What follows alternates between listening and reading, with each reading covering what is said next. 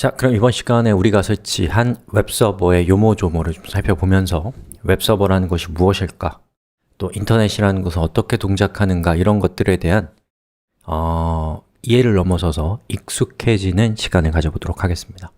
자, 저는 화면을 두 개로 쪼개놨는데요. 하나는 우리가 웹서버를 설치한 직후에 자동으로 열렸던 웹페이지고요. 또 오른쪽은 파인더입니다. 그래서 여기 왼쪽에 있는 이 웹페이지가 지금 화면에 출력되고 있는데, 그렇다면 이 웹페이지는 결국에 HTML이란 말이에요. 그럼 이 HTML은 도대체 어디에 있는 것일까? 자, 여러분, 그 응용 프로그램이라고 하는 폴더가 있을 겁니다. 영문판은 애플리케이션이고요. 그 중에 우리가 설치한 MAMP 스택으로 시작하는 디렉토리가 있을 건데요. 거기에 보면은 우리가 아파치를 설치한 것이니만큼 apache2라고 하는 디렉토리가 있을 겁니다. 거기에 htdocs, ht는 하이퍼텍스트, doc는 문서라는 뜻입니다. 즉, 웹페이지들이란 뜻이죠. 라고 하는 디렉토리에 보면 이렇게 여러 파일들이 잔뜩 있는데, 지금 제가 접속한 이 주소를 보시면 127.0.0.1 8080 index.html입니다. 즉, index.html 파일을 우리가 연 거다 라는 것을 추론할 수 있단 말이죠. 그렇다면 이 index.html 파일은 누구이냐? 바로 얘입니다. 그럼 제가 그걸 증명하기 위해서 이 파일의 이름을 제가 index2.html로 바꿨습니다. 자, 그리고 리로드를 하면 보시는 것처럼 파일을 찾을 수 없다라고 뜨죠.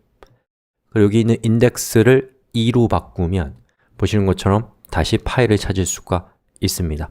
자, 이것을 통해서 우리가 추론할 수 있는 것은 이렇게 생긴 주소로 우리가 접속했을 때 여기에 나오는 이 파일은 어디에 있냐? 애플리케이션 밑에, 응용 프로그램 밑에, MAMP 스택의 디렉토리 밑에, apache2의 디렉토리 밑에 htdocs라고 하는 디렉토리 안에 그 파일들이 저장되어 있다라는 것을 알 수가 있습니다. 추론을 통해서요. 자, 그러면 이론적으로 한번 이 상황을 정리해 봅시다.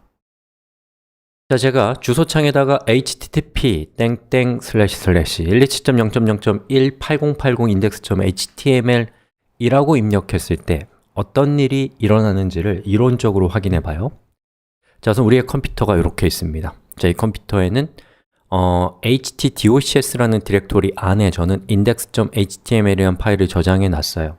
사실은 제가 저장한 게 아니라 우리가 비트나미를 통해서 아파치를 깔면 비트나미가 그 디렉토리 안에 저 파일을 넣어놓습니다.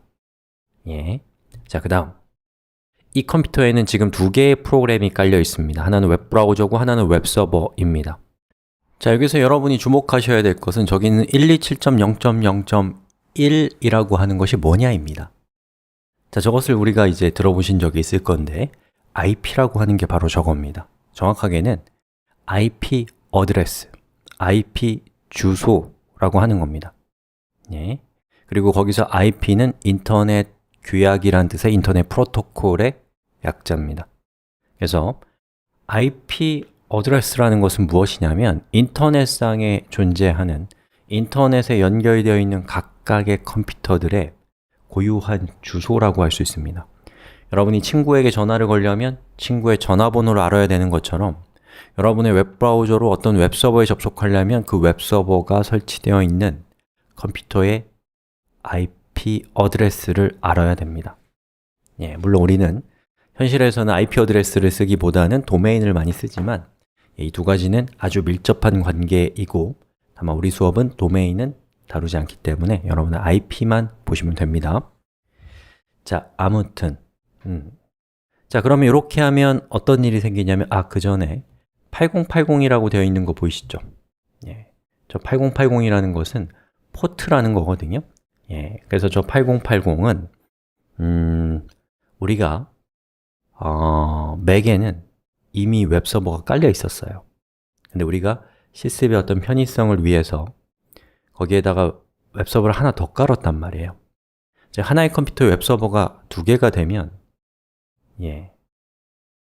혼란스럽잖아요, 그죠? 그래서 두 번째 설치한 웹서버를 첫 번째 원래 있었던 웹서버와 구분하기 위해서 8080이라는 걸 뒤에다 붙여준 거예요. 저렇게 접속하면 우리가 두 번째 설치한, 우리가 설치한 웹서버에 접속하는 거고, 저게 없으면 원래 웹서버에 접속하는 겁니다. 이해 못해도 괜찮고 그냥 저렇게 쓰면 된다라고 생각하시면 됩니다. 혹시나 여러분들이 지금 실습이 안 되면 8080을 떼어내고 한번 접속해 보시면 또 될 수도 있습니다. 좀 혼란스럽죠? 자, 그러면 어떤 일이 생기냐면, 자, 웹브라우저에 127.0.0.1이라고 하면 웹브라우저가 설치되어 있는 컴퓨터 자체를 의미하고 그 컴퓨터에 있는 웹서버에 접속이 됩니다. 자, 그럼 웹서버에게 웹브라우저가 뭐라고 얘기하는 거냐면 나는 index.html 파일을 원해 라고 얘기한 겁니다. 그럼 웹서버는 같은 컴퓨터에 설치되어 있는 htdocs라는 디렉토리에서 index.html 파일을 찾아서 그 파일을 웹브라우저에게 보내주면 웹브라우저가 그 파일을 받아서, 그 파일을 받는 게 아니죠. 그 파일에 저장되어 있던 코드를 받아서 그것을 해석해서 웹페이지에 표시해 주게 됩니다. 자, 그러면 이 그림을 보시는 것처럼 웹브라우저가 127.0.0.1로 접속하면 웹서버에게 index.html 파일을 건네받는다면, 웹서버를 끈다면 건네받을 수 없어야겠죠. 정말 그런지 확인해 봅시다. 자, 저는 기존의 index.html 파일을 2로 바꿔놨거든요. 다시 원복을 시킬게요. 그리고 이것도 이렇게 원상복귀를 하고, 그 다음에 여기 있는 그 비트나무 매니저라고 하는 프로그램에서 manage servers로 가서 아파치 웹서버라는 프로그램을 스탑해서 꺼볼게요. 그리고 리로드 했을 때 웹페이지가 열리나요? 안 열리죠. 왜냐? 웹서버라는 프로그램이 꺼졌기 때문에 전달받을 수가 없게 되는 겁니다. 자, 그럼 다시 꺼놨던 웹서버를 켜겠습니다. 자, 켰어요. 리로드 잘 됐죠? 자, 그리고 저는 웹페이지를 웹브라우저를 하나 더 킬게요. 비교할 게 있어서요. 그리고 왼쪽은 우리가 HTTP, 이거 생략 가능합니다. 127.0.0.1로 접속했을 때의 화면이고, 오른쪽에서는 커맨드 알파벳 O키를 눌러서 응용 프로그램 밑에 MAMP 스택 밑에 아파치 2 밑에 htdocs 디렉토리에서 index.html 파일을 직접 선택해서 열었을 때의 화면을 놓고 한번 비교해 봅시다. 어때요? 내용이 같은가요? 다른가요?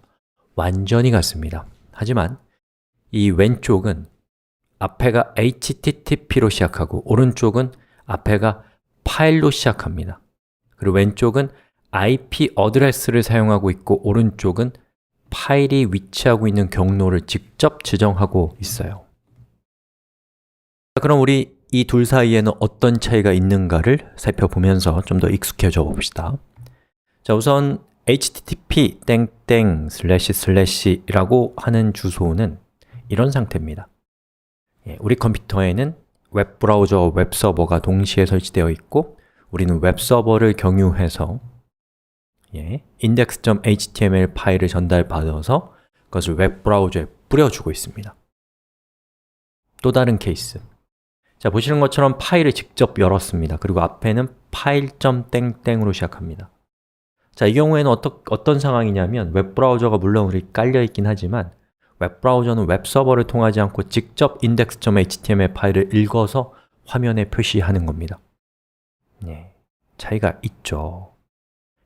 같은 컴퓨터에 웹브라우저, 웹서버가 모두 설치되어 있다면 결과는 다르겠지만 우리가 지금 하려고 하는 것은 인터넷을 통해서 두 대의 컴퓨터가, 한 대는 웹브라우저, 한 대는 웹서버가 설치되어서 주고받으려면 각각의 역할에 맞는 프로그램이 깔려 있어야 되거든요. 자, 그래서 왼쪽에 있는 HTTP라고 하는 저 약자가 뭐의 약자냐면 Hypertext 웹페이지라는 뜻입니다. Transfer Protocol, Transfer는 전송하다, 프로토콜은 규약이라는 뜻입니다.